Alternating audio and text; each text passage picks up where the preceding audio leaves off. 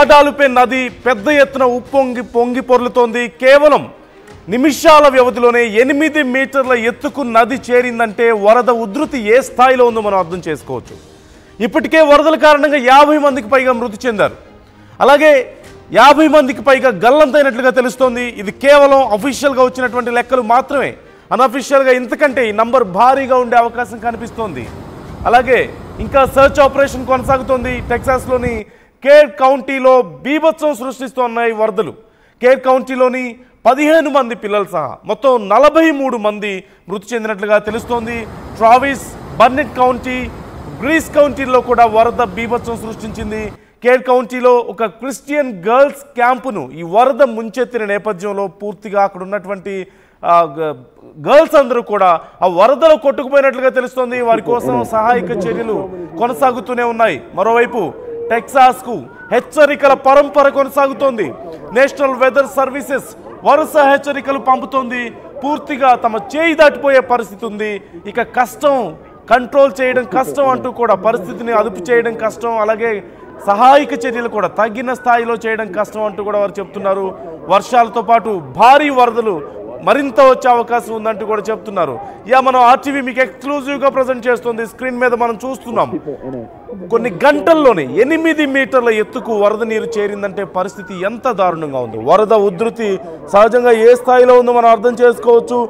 సహజంగా ఒక అడుగు లేదంటే 2 అడుగులు ఎత్తు పెరగడానికే చాలా సమయం పడుతుంది వరద నీరు ఎంత వచ్చినప్పటికీ కూడా.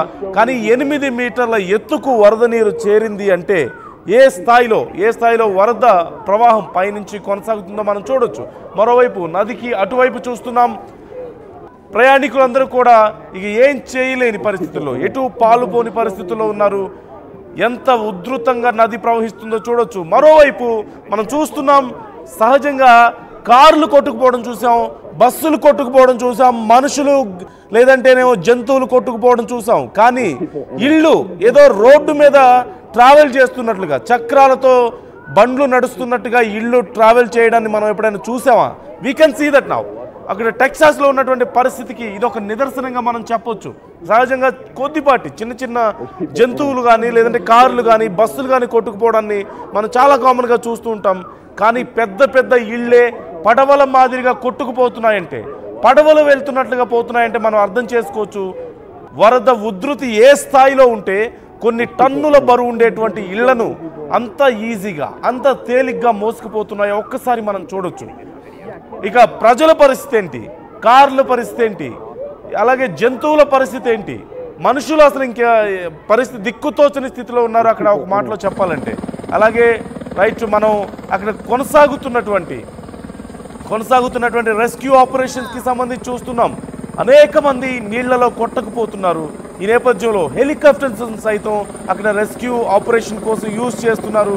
ఈ నేపథ్యంలోనే ప్రజలను వరదల ధాటి నుంచి బయటకు తీసుకురావడానికి హెలికాప్టర్స్ని యూజ్ చేస్తున్నప్పటికీ కూడా అవి తగిన స్థాయిలో భారీ సంఖ్యలో, వందల సంఖ్యలో ప్రజలు కొట్టుకుపోతున్నారు. ఇళ్ళు కొట్టుకుపోతున్నాయి, వాహనాలు కొట్టుకుపోతున్నాయి, అలాగే జంతువులు కొట్టుకుపోతున్నటువంటి పరిస్థితి. పూర్తిగా ప్రాంతాలే నీటిమయమైపోయి ఇక నీళ్ల మధ్యలో, నది మధ్యలో ఇల్లు కట్టుకున్నారా అన్న స్థాయిలో మనకి అక్కడ వరద ప్రవాహం కనిపిస్తుంది. మనం చూడొచ్చు 8 మీటర్ల ఎత్తుకు అక్కడ నది ఏ విధంగా ఉప్పొంగుతుందో. వితిన్ అవర్స్, కొన్ని గంటల్లోనే ఇటు చూసే లోపే పూర్తిగా నీళ్ళన్నీ కూడా 8 మీటర్ల ఎత్తుకు చేరిందంటే నీటి ప్రవాహం మనం అర్థం చేసుకోవచ్చు ఎంత దారుణమైనటువంటి వరద ప్రవాహం అక్కడ ఉందో. అలాగే ముఖ్యంగా టెక్సాస్ పరిసర ప్రాంతాల్లో తెలుగు వారు కూడా చాలా ఎక్కువ మంది ఉంటుంటారు. ఈ నేపథ్యంలో ఇప్పటికే భారత్ కూడా ఈ అంశానికి సంబంధించి చర్యలు ప్రారంభించినట్లుగా తెలుస్తోంది. అక్కడ ఉన్నటువంటి టెక్సాస్ పరిసర ప్రాంతాల్లో ఎవరెవరు ఉన్నారు, భారతీయులు ఎవరెవరు ఉన్నారో కనుక్కునే ప్రయత్నం కేంద్రం చేస్తోంది, విదేశాంగ శాఖ చేస్తుంది. ఈ నేపథ్యంలో అక్కడ ఎంతమంది ఉన్నారు, ఎవరెవరు ఉన్నారు, ఏ ప్రాంతాల్లో ఉన్నారో కనుక్కొని ఆ పరిసర ప్రాంతాల్లో వారందరూ సేఫ్గా ఉన్నారా లేదా అనేది ఒకసారి చెక్ చేసుకుంటున్నట్లుగా తెలుస్తుంది.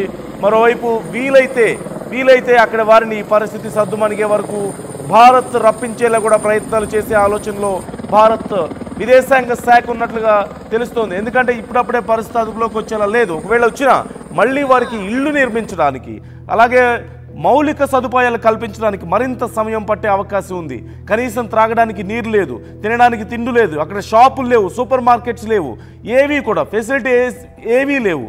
ఒకవేళ కనుక ఇప్పుడు ఆ వరద ఉధృతి తగ్గినప్పటికీ కొద్ది రోజుల్లో మళ్ళీ తిరిగి సాధారణ పరిస్థితి రావడానికి ఎన్ని రోజులు పడుతుందో చెప్పడం చాలా కష్టమైనటువంటి పరిస్థితి నెలకొని ఉంది. ఈ నేపథ్యంలో మళ్ళీ వాళ్ళు తిరిగి వాళ్ళ రోజువారీ కార్యక్రమాలు చేసుకోవడానికైనా, పనులు చేసుకోవడానికైనా, లేదంటే ఆహారాన్ని సమకూర్చుకోవడానికైనా సరే, దగ్గర ప్రాంతాలకు వెళ్ళి తెచ్చుకోవడానికైనా సరే ఏ రకంగా కూడా ఫెసిలిటీస్ లేవు. కేవలం గవర్నమెంట్ ఇచ్చేటువంటి ఫుడ్ మీద ఆధారపడాల్సిన పరిస్థితి, గవర్నమెంట్ ఇచ్చినటువంటి షెల్టర్ మీద ఆధారపడాల్సిన పరిస్థితి మనకు కనిపిస్తుంది. ఈ నేపథ్యంలోనే అక్కడ ఉన్నటువంటి ఇండియన్స్ను చాలా వరకు రెస్క్యూ చేయాలి, అక్కడి నుంచి వీలైతే భారతదేశానికి తీసుకొచ్చి వారి సొంత ప్రాంతాలకు తీసుకువెళ్ళేటువంటి ఆలోచనలో కేంద్రం ఉన్నట్లుగా తెలుస్తుంది. ఈ నేపథ్యంలో అక్కడ ఎవరెవరు ఉన్నారు, ఎంతమంది ఉన్నారు అనే దానికి సంబంధించి ఇప్పటికే పూర్తి స్థాయిలో చర్యలు తీసుకుంటున్నట్లుగా, డీటెయిల్స్ తెప్పించుకుంటున్నట్లుగా, వారందరికీ కూడా ఏదో ఒక రకంగా కాల్స్ చేసి కానీ ఇంకో రకంగా కానీ వారికి టచ్లోకి వెళ్ళే ప్రయత్నం చేస్తుంది. మీరు సేఫ్గా ఉన్నారా లేదా, మీకు ఫెసిలిటీస్ ఉన్నాయా లేదా, ఇంకేమైనా సాయం కావాలా అంటూ అడిగే ప్రయత్నం కూడా చేస్తుంది. మరోవైపు యుఎస్ గవర్నమెంట్ కూడా అన్ని చేస్తుంది. టెక్సాస్ గవర్నమెంట్ పూర్తిగా అన్ని చర్యలు తీసుకుంటుంది. మనం చూస్తున్నాం, ఆర్టీవీ మీకు ఎక్స్క్లూజివ్గా ప్రజెంట్ చేస్తుంది విజువల్స్. పూర్తిగా ప్రాంతం అంతా కూడా నీట మునిగిపోయింది. మనుషులు ఉండడానికి ఆవాస యోగ్యం కాని ప్రదేశంగా మారిపోయింది. పూర్తిగా నదిలో అక్కడక్కడ ఇళ్ళుంటే ఎలా ఉంటాయో సహజంగా అలా కనిపిస్తోంది పరిస్థితి. అలాగే పూర్తిగా ఏదో నది మధ్యలో అక్కడక్కడ చెట్లు ఇళ్ళు ఉన్నట్లుగానే కనిపిస్తుంది తప్పితే ఊర్లోకి వాటర్ వచ్చిందన్న పరిస్థితి అక్కడ మనకు కనిపించడం లేదు. అంత దారుణమైనటువంటి వరదలు కనిపిస్తున్నాయి. అలాగే ఈ పరిస్థితి ఎప్పటిలోకి అదుపులోకి వస్తుందంటే తెలియడం లేదు. అధికారులు కూడా ఒక అంచనా వేయలేకపోతున్నారు. వరద ఉధృతి ఎప్పటిలోపు తగ్గే అవకాశం ఉందనే తెలియడం లేదు.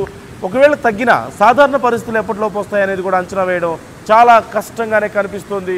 ముఖ్యంగా కేర్ కౌంటీలో 15 మంది పిల్లలు సహా మొత్తం 43 మంది మృతి చెందినట్లుగా తెలుస్తుంది. గ్వాడాలుపే నదిలో అకస్మాత్తుగా నీటి ఉధృతి పెరగడంతో మొత్తం ఆ చుట్టుపక్కల ఉన్నటువంటి అనేక ప్రాంతాల్లో ఈ వరద ఉధృతి కొనసాగుతుంది. జనాలు వరదల్లో చిక్కుకుపోయారు. ఈ అధికారులు చర్యలు తీసుకుంటున్నప్పుడు కూడా సరిపోవడం లేదు. ఇప్పటి వరకు వరదల కారణంగా 52 మందికి పైగా మరణించారు. ఇవి అఫీషియల్ నంబర్స్. ఇవి అన్అఫీషియల్గా ఇక పూర్తిగా నిజంగా రియాలిటీలోకి వెళ్తే చాలా పెద్ద నంబర్ ఉండే అవకాశం ఉంది. 52 మందికి పైగా మరణించారు. 15 మంది పిల్లలు కూడా ఇందులో ఉన్నట్లుగా తెలుస్తుంది. ముఖ్యంగా క్యాంపు మిస్టిక్లోకి వరద నీరు ప్రవహించింది. ఈ క్రైస్తవ శిబిరంలో ఉన్నటువంటి 27 మంది బాలికలు ఆ వరదలో తప్పిపోయినట్లుగా తెలుస్తోంది. అసలు వారి ఆచూకీ కనిపించడం లేదు. ఈ బాలికలందరూ ఏమైపోయారా అంటూ ఒక పక్క గందరగోళ పరిస్థితి నెలకొంది. ఇంత భారీ వరదలో ఎటువైపు కొట్టుకుపోయారో తెలియడం లేదు. సహాయక చర్యలు చేద్దామన్నా కానీ చేయడానికి చాలా కష్టతరం అవుతున్నట్లుగా తెలుస్తుంది. ఈ నేపథ్యంలో రెస్క్యూ బృందాలు వారి కోసం వెతుకుతున్నాయి. వందలాది మంది ప్రస్తుతం అక్కడ శిబిరంలో ఉన్నారు. అధికారులు చెప్పిన దాని ప్రకారం చూసినట్లయితే తప్పిపోయిన వారి సంఖ్యను ఇంకా ఇప్పటికీ కూడా పూర్తిగా అంచనా వేయలేకపోతున్నట్లుగా చెప్తుంది. ఇంకా నదిలో వెతుకుతూనే ఉన్నారు. మృతుల సంఖ్య కూడా